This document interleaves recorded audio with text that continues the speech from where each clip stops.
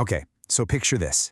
Your partner surprises you with a romantic anniversary trip, a getaway to some beautiful, remote resort. Sounds amazing, right? But what if that surprise destination was literally the one place on Earth you never, ever wanted to go back to? What if it was the place where your deepest trauma happened?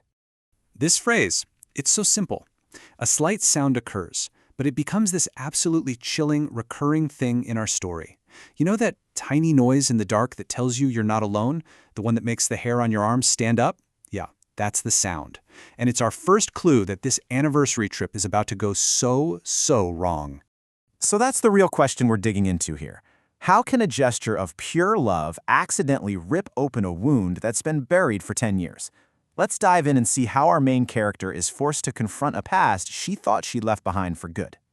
All right, so let's set the scene. We've got Sonia and Akash driving down the road. Akash is totally giddy. He's got this huge anniversary surprise planned, but the road they're on is deserted. It's kind of creepy, and then bam, some mysterious figure appears out of nowhere, the car crashes, and everything just goes black. Sonia comes to, and thankfully she's safe in a resort room. Akash is there, beaming, and he reveals the big surprise, a 4-night trip to this place, Shergar. But as Sonia starts to look around, that feeling of relief just turns to pure ice. The decor, the layout of the room, it's all familiar. Terribly familiar. This isn't a gift. It's the setting of the absolute worst moment of her life. And why is she so terrified? Well, it turns out 10 years ago, when she was just a kid, Sonia was at this exact resort with her family. And this is the place where her older brother Vicky completely vanished. The whole thing was so traumatic that she's basically suppressed almost all the memories of what happened. So just think about that for a second. We're talking a full decade between this horrifying event and today. For Sonia, this isn't just a trip back to a physical location. She's basically been shoved into a time machine, forced back into a moment that's been frozen in her mind, and that past is about to collide, hard, with her present. So naturally, Sonia and Akash are like, we have got to get out of here, but as they try to leave, they're stopped by a blind man, and somehow he knows her name. He delivers this chilling message about someone who's been suffering, waiting for her for 10 long years. He's talking about Vicky. And this is the first real sign that something supernatural is going on here. Any thought of just packing up and leaving is completely shattered when Sonia has a terrifying experience in the resort washroom. A ghostly woman appears, warning her to run. But here's the thing, it doesn't make her want to flee. It actually does the opposite. It solidifies her resolve. She realizes she can't escape this. She has to stay and figure out what really happened to her brother. So now, her fear is mixed with this new kind of determination. She understands that these haunting little bits of memory are never going to leave her alone unless she confronts them head on. And that blind man, the one who knew things he had no business knowing, he has to be the key to piecing this whole nightmare together. She tracks down the blind man, and he confirms her absolute worst fear. Vicky is dead. But it's not that simple. His spirit isn't at peace.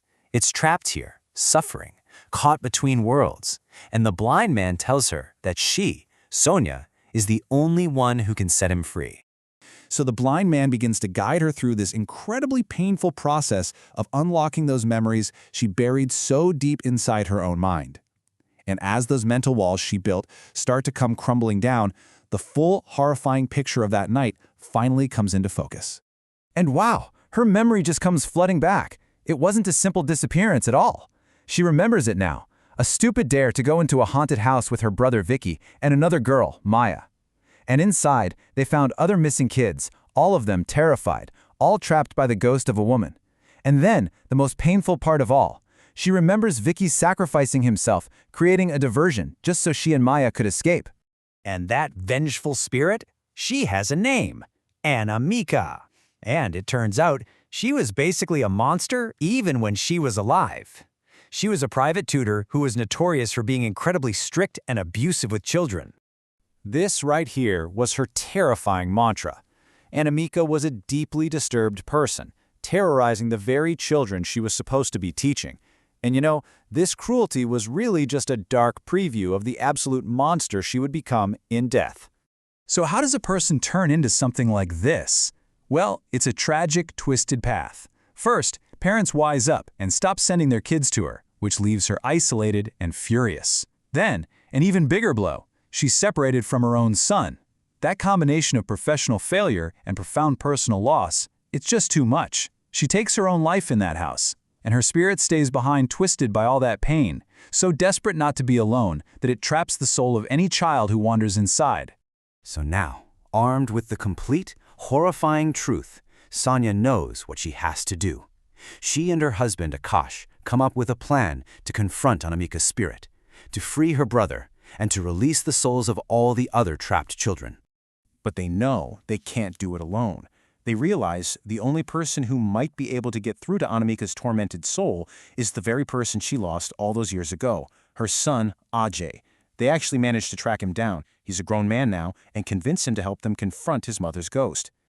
Now their plan is desperate. It's a real long shot, but it's the only chance they've got. They have to go back into that house and find the physical remains of the trapped children.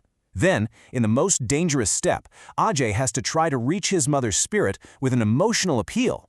If he can just distract her for a moment, they can perform the final ritual, burning the remains to sever the spirit's connection to the house and finally set them all free. And the climax is just terrifying. As they go inside, Anamika's spirit attacks them, just full of rage. But Ajay stands his ground and makes this heartfelt plea to the mother he lost. And his love, reaching across the void of death, it actually stuns her for a moment. That's the opening they need.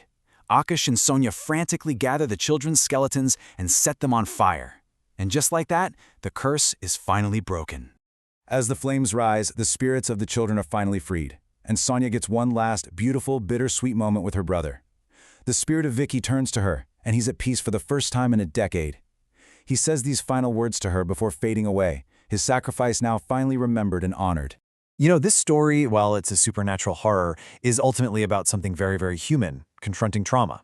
Sonia couldn't heal until she stopped running from her past and actually faced it. And it leaves us with this really powerful question. What if the things that haunt us the most aren't really monsters, but just painful memories we haven't yet found the courage to truly understand?